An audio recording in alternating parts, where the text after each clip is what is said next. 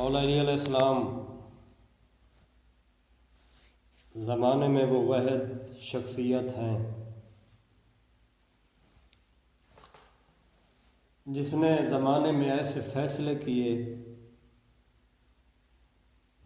جیسے حضرت داؤد علیہ السلام فیصلے کرتے تھے، یا جس طرح جناب داؤد علیہ السلام کو اللہ نے فیصلہ کی طاقت عطا کی تھی۔ تو جناب داؤد علیہ السلام کے بعد یہ فیصلہ ختمی مرتبت صلی اللہ علیہ وآلہ وسلم نے کیے، یا جناب امیر کائنات حضرت علی ابن ابی طالب علیہ السلام نے حل فرمائے۔ تو اس قسم کا ایک فیصلہ مولا نے،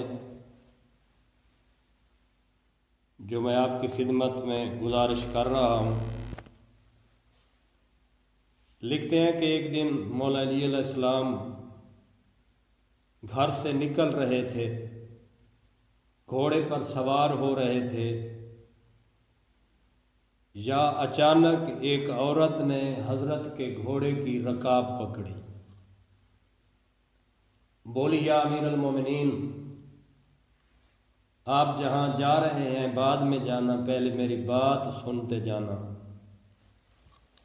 مولا نے فرمایا بتاؤ۔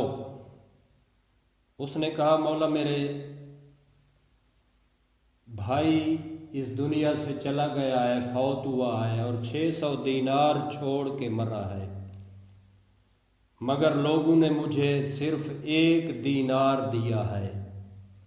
میں آپ سے انصاف چاہتی ہوں، میرا فیصلہ آپ فرمائیں۔ تو حضرت نے بلا تأمل جواب دیا کہ تیرے بھائی کی 2 بیٹیاں ہوں گی۔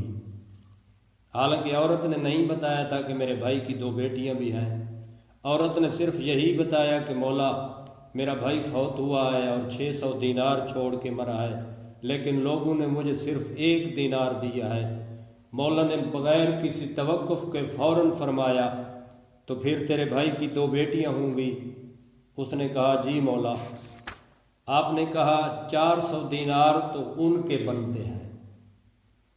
پھر مولا نے فرمایا تیرے بھائی کی ماں بھی ہوگی، جس کو 1 سندس یعنی 1/6 حصہ یعنی 100 دینار ملے ہوں گے۔ اس نے کہا مولا آپ ٹھیک فرما رہے ہیں۔ مولا نے فرمایا تو پھر اس کی زوجہ بھی ہوگی، جس کو 1/8 حصہ یعنی 75 دینار بنتے ہیں، جو اس کو ملے ہوں گے۔ اس نے کہا مولا آپ ٹھیک فرما رہے ہیں۔